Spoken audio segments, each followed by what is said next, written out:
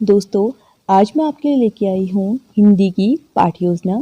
ये हमारी पहली पाठ्य योजना है। देखते हैं ये कैसे बनी है।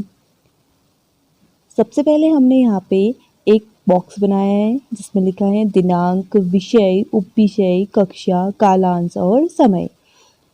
दिनांक, जिस डेट की हम अपनी पाठ्य योजना बना रहे हैं उस दिन के हम यहाँ पे क्या डाल देंगे, डेट डाल देंगे।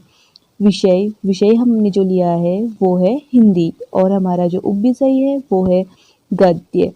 कक्षा 7th है, कालांश 1st है और समयावधि 35 मिनट है। यहाँ पे हमारा जो प्रकरण है वो है एक तिनका। ये क्या है, हमारा प्रकरण है। अगला बिंदु देखते हैं। अगला जो बिंदु है वो है सामान्य उद्देश्य। विद्यार्थियों में हिंदी विषय के प्रति रुचि उत्पन्न कराना, ये हमारा पहला पॉइंट है। दूसरा पॉइंट, विद्यार्थियों को शुद्ध उच्चारण, उचित आरोह अवरोह के साथ मौखिक अर्थ ग्रहण करने योग्य बनाना। तीसरा पॉइंट, विद्यार्थियों में रसानुभूति देकर सौंदर्य बोध की क्षमता उत्पन्न करना। फोर्थ पॉइंट, विद्यार्थियों में काव्य के प्रति रुचि तथा प्रेम उत्पन्न कराना।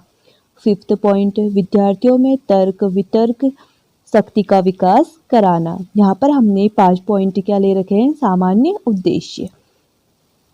अगला जो बिंदु है वो है विशिष्ट उद्देश्य।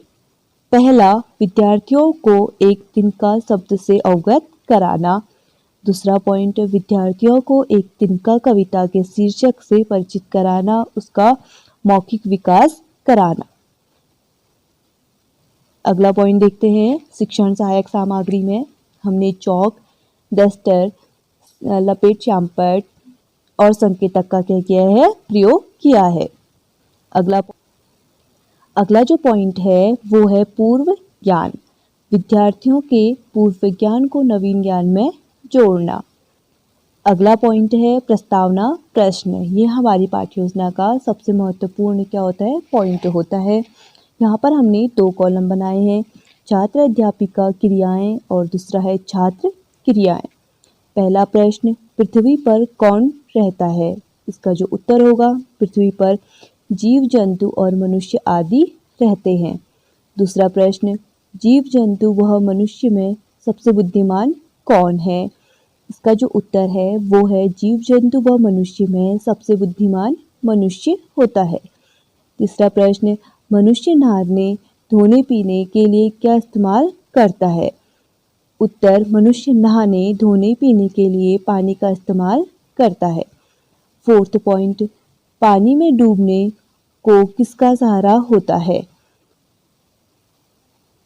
ये क्या हो जाएगा, समस्यात्मक प्रश्न हो जाएगा।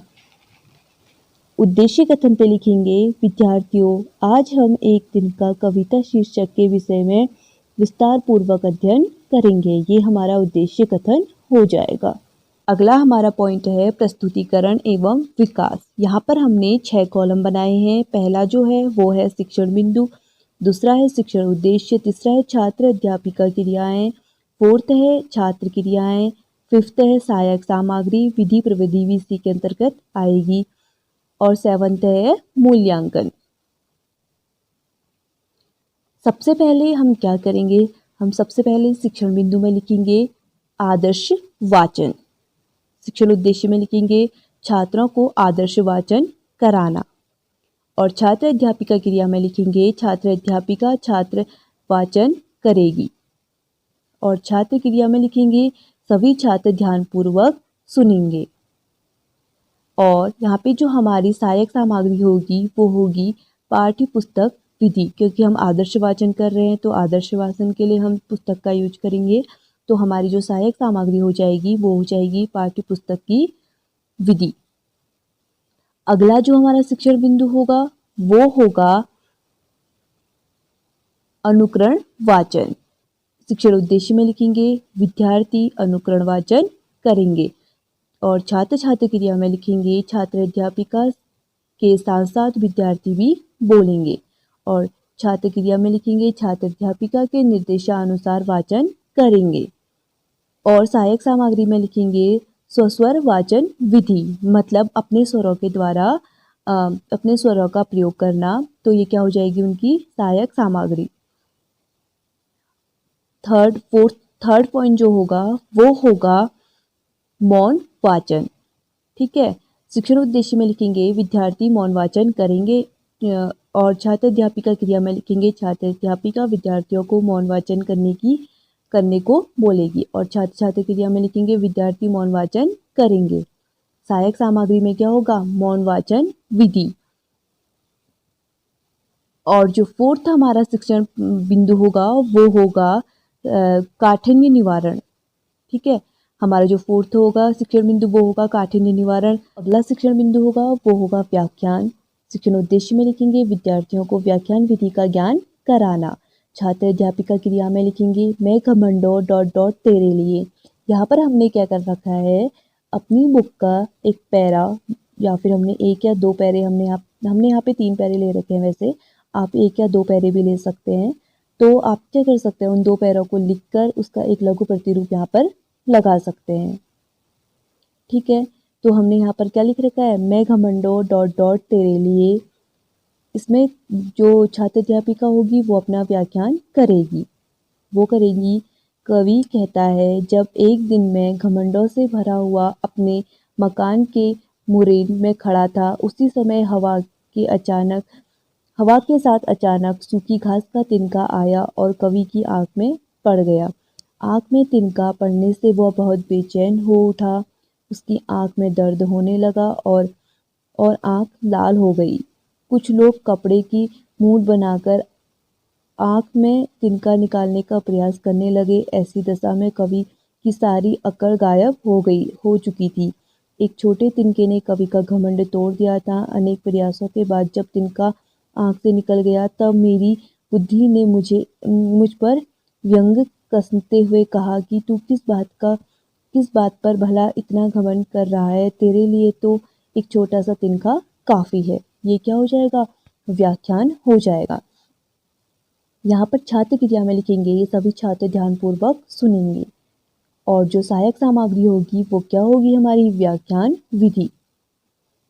यहाँ पर हमने जो मूल्यांकन प्रश्न लिया है वो है कवि का घमंड किसने तोड़ा। ये क्या हो जाएगा, मूल्यांकन। यहाँ पे देखते हैं अगला जो शिक्षण बिंदु है वो है शब्दार्थ। ये क्या हो जाएगा, हमारा अगला शिक्षण बिंदु हो जाएगा। शिक्षण उद्देश्य में लिखेंगे विद्यार्थियों को शब्दकोश में वृद्धि करना। विद्यार्थियों के शब्दकोश में वृद्धि करना। और छात्र अध्यापिका क्रिया में लिखेंगे छात्र अध्यापिका साम्यक कार्य को लिखने को कहेगी। विद्यार्थी अपने उत्तर पुस्तिका पे लिखेंगे। शामपट कार्य क्या है, शब्द और अर्थ। इसमें क्या है, ऐठा हुआ मतलब अकड़ा हुआ। अगला शिक्षण बिंदु होगा शब्दार्थ। शिक्षण उद्देश्य में लिखेंगे विद्यार्थियों के शब्दकोश में वृद्धि करना। छात्र अध्यापिका क्रिया में लिखेंगे छात्र अध्यापिका शामपट कार्य को लिखने को कहेगी। छात्र क्रिया में लिखेंगे विद्यार्थी अपने उत्तर पुस्तिका पे लिखेंगे। सहायक सामग्री पे हमने क्या कर रखा है, ब्लैक बोर्ड का एक लघु प्रतिरूप यहाँ पर लगाया है जिसमें लिखा है शब्द और अर्थ।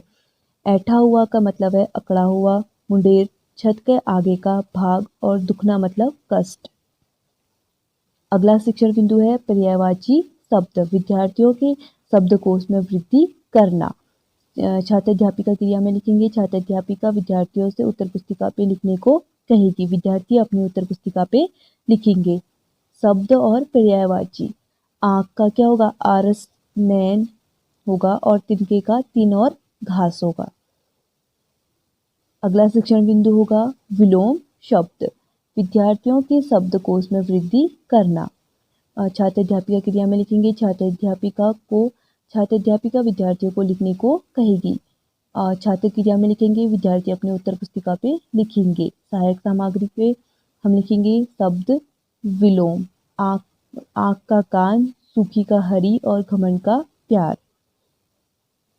अब अगला होगा निरीक्षण कार्य। छात्र अध्यापिका पे लिखेंगे छात्र अध्यापिका कक्षा में घूमकर निरीक्षण करेगी। छात्र क्रिया में लिखेंगे विद्यार्थी अपने उत्तर पुस्तिका पे लिखेंगे। और सहायक सामग्री क्या होगी, निरीक्षण विधि। यहाँ पर हम सहायक सामग्री या फिर विधि प्रविधि भी कह सकते हैं। तो यहाँ पे हमारी विधि प्रविधि क्या होगी, वो होगी निरीक्षण विधि। और यहाँ पे आएगा हमारा पुनरावृत्ति प्रश्न। अब जो हमारा अगला शिक्षण बिंदु होगा वो होगा पुनरावृत्ति प्रश्न। यहाँ पे लिखेंगे शिक्षण उद्देश्य में विद्यार्थियों को अर्जित ज्ञान का मूल्यांकन करना। छात्र अध्यापिका क्रिया में लिखेंगे पहला प्रश्न, कवि की अकड़ को किसने तोड़ा। छात्र क्रिया में लिखेंगे कवि की अकड़ को एक तिनके ने तोड़ा। दूसरा प्रश्न, एक तिनके पाठ के लेखक कौन है। उत्तर, एक तिनके पाठ के लेखक अयोध्या सिंह उपाध्याय या हरिओम है। और यहाँ पे जो विधि पर विधि होगी वो होगी प्रश्नोत्तर विधि। और जो हमारा तीसरा प्रश्न होगा वो होगा कवि कहाँ खड़ा है। कवि मुंडेर पे खड़ा था। लास्ट पॉइंट होगा वो होगा गृह कार्य। इस पे हम लिखेंगे शिक्षण उद्देश्य पे लिखेंगे विद्यार्थियों को स्वाध्याय की प्रवृत्ति का विकास होगा।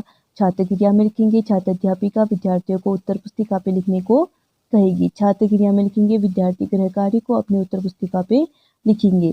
यहाँ पे यहाँ पे हमने जो सहायक सामग्री ली है वो है गृह कार्य। ब्लैक बोर्ड पे लिखा है एक दिन के पाठक के लेखक कौन है। ये क्या हो जाएगा, हमारा गृह कार्य हो जाएगा।